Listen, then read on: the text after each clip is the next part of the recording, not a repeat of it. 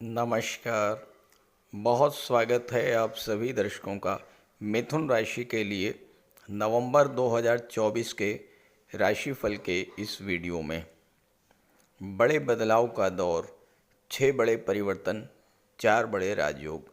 जी हाँ, नवंबर के महीने में आपकी गोचर कुंडली में 6 बड़े बदलाव होने जा रहे हैं और 4 बड़े राजयोग बनने जा रहे हैं।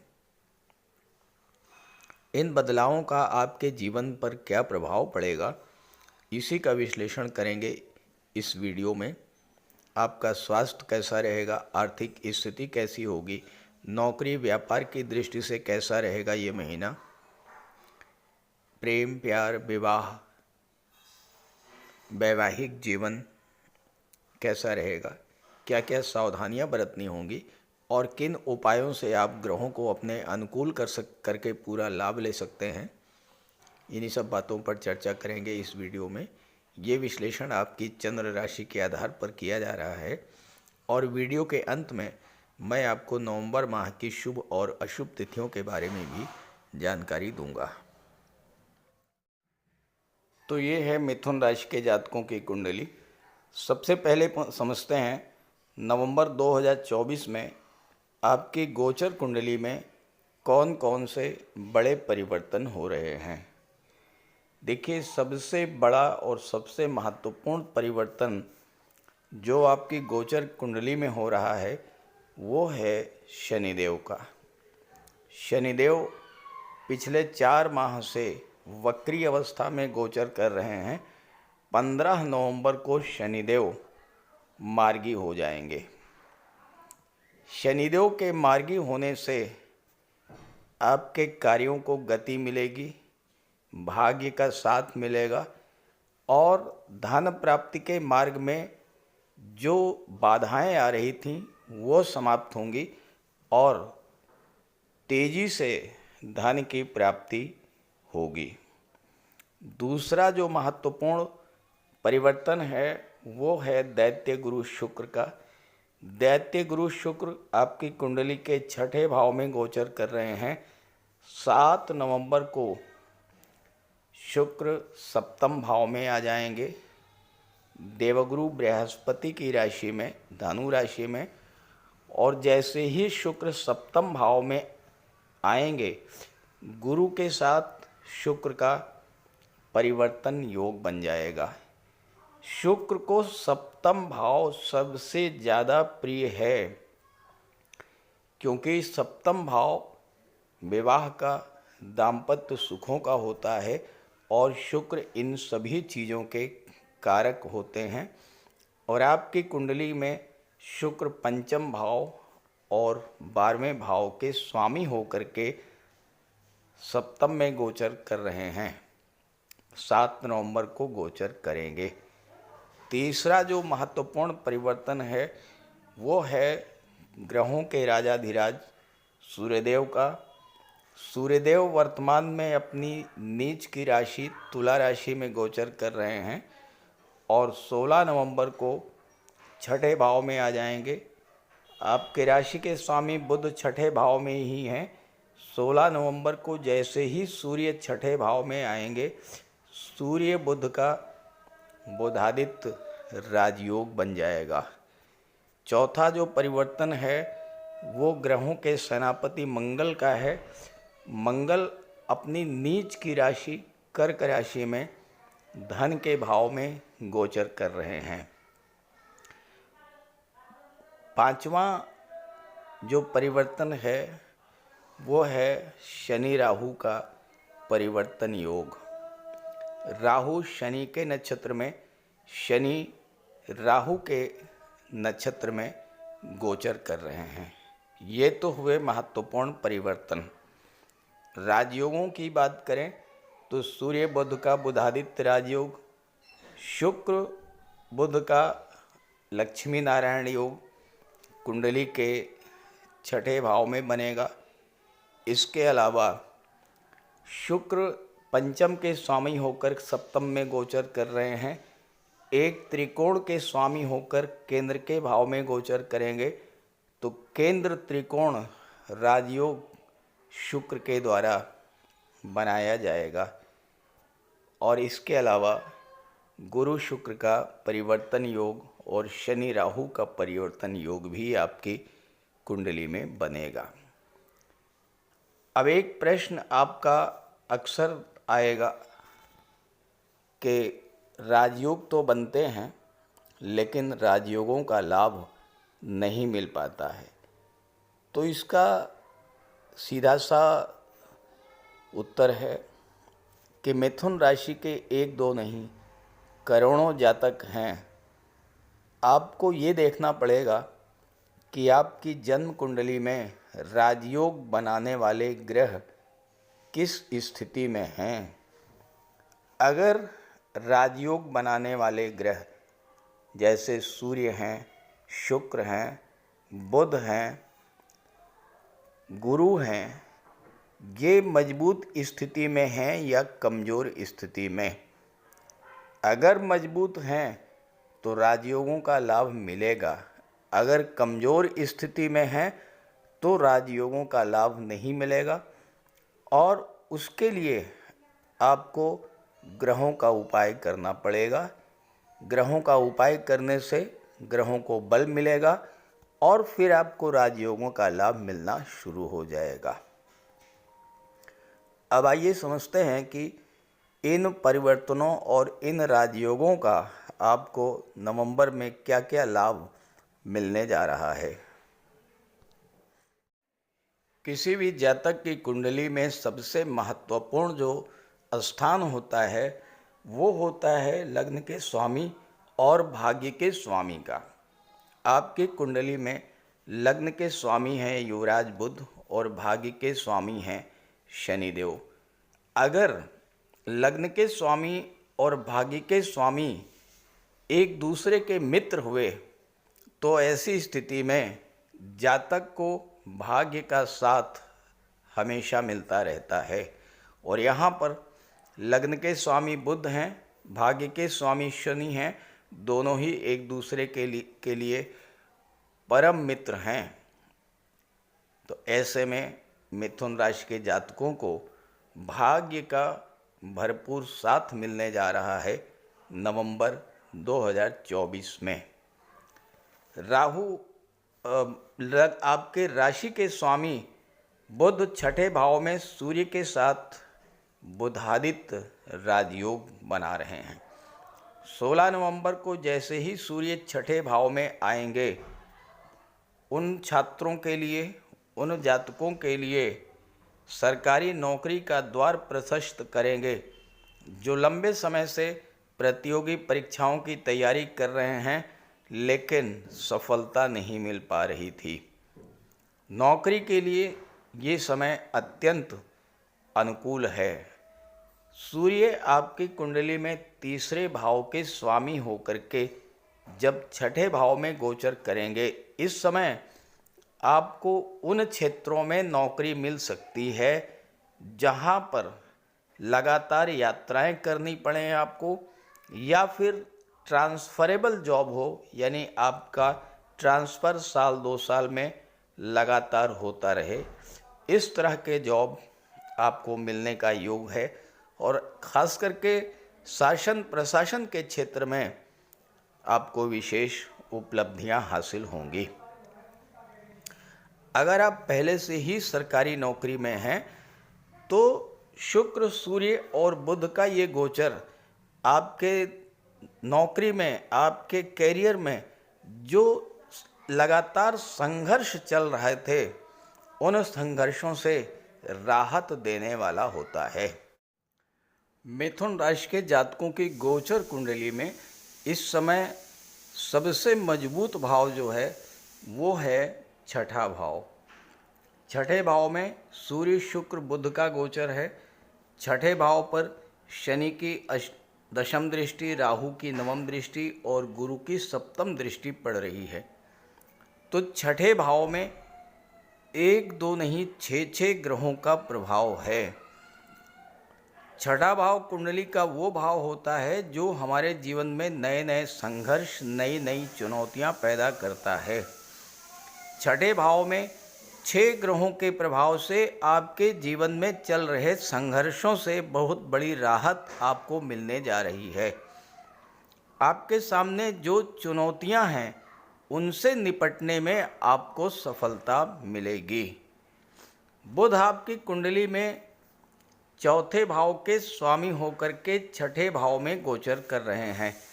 चौथा भाव भूमि भवन प्रॉपर्टी का होता है और छठा भाव जो है ये कर्ज का होता है। तो होम लोन के लिए, बिजनेस लोन के लिए, व्हीकल लोन के लिए बहुत ही अनुकूल समय है नवंबर 2024। इंस्टॉलमेंट पर आप घर की सुख सुविधा को बढ़ाने वाले साधन भी क्रय कर सकते हैं। बुध सूर्य के साथ बुधादित्य राजयोग बनाएंगे और गुरु से सूर्य का दृष्टि संबंध बन रहा है। तो ऐसे में ये जो समय है ये छात्रों के लिए बेहद अनुकूल है।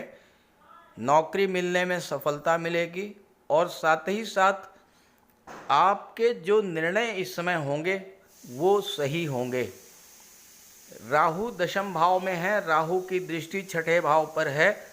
अचानक से नौकरी मिलने का योग मिलेगा, खास करके IT sector, computer communication, management के क्षेत्र में, आर्टिफिशियल इंटेलिजेंस के क्षेत्र में आपको जॉब मिल सकती है। छठा भाव सर्विस सेक्टर का होता है। आप प्रोफेशनल हैं, आपकी कोई फैक्ट्री है, कोई इंडस्ट्री है आपकी, आप होलसेल डीलर हैं, वकालत करते हैं, कमीशन एजेंट हैं, मेडिकल के क्षेत्र में हैं, कंसल्टेंसी का काम करते हैं, तो आप सभी के लिए ये समय बेहद अनुकूल रहेगा। और बिजनेस रिलेटेड यात्राएं भी आप इस गोचर काल में करेंगे। छठे भाव के बाद जो दूसरा सबसे मजबूत भाव है आपकी कुंडली का वो है 12वां भाव। 12वें भाव में देवगुरु बृहस्पति का गोचर है और 12वें भाव पर शुक्र, सूर्य, बुध की दृष्टि पड़ेगी। साथ ही साथ 7 नवंबर के बाद शुक्र बुध का परिवर्तन योग भी बनेगा। तो विदेश संबंधी कार्य इस समय पूरे होंगे।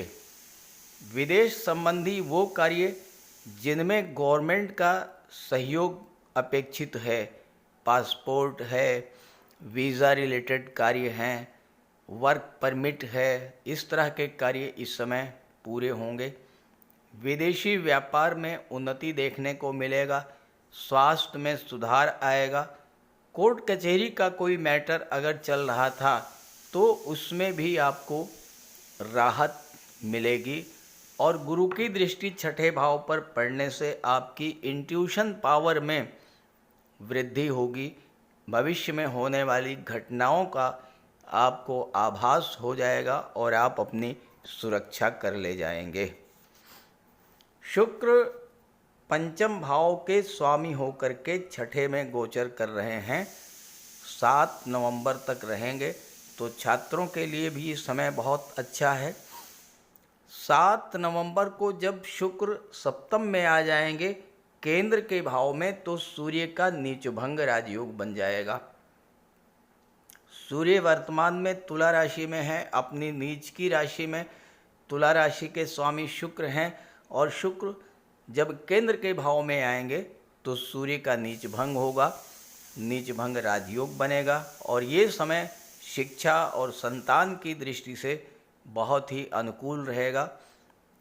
छठे भाव का 5वें भाव का संबंध अगर मेल प्लैनेट्स और वो भी सूर्य जैसे ग्रह से बन जाए तो पुत्र प्राप्ति का योग बनता है। और अगर इस गोचर काल में संतान प्राप्ति के लिए आप प्रयास करेंगे तो वो संतान सूर्य के समान तेजस्वी, ज्ञानवान, बुद्धिमान और भव्य व्यक्तित्व की स्वामी होगी।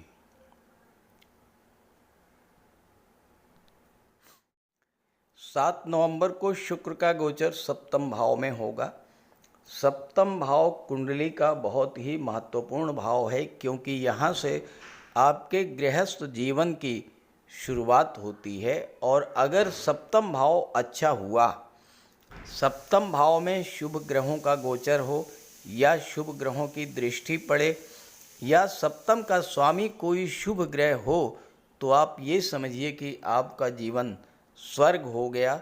जीवन में खुशियां ही खुशियां हैं।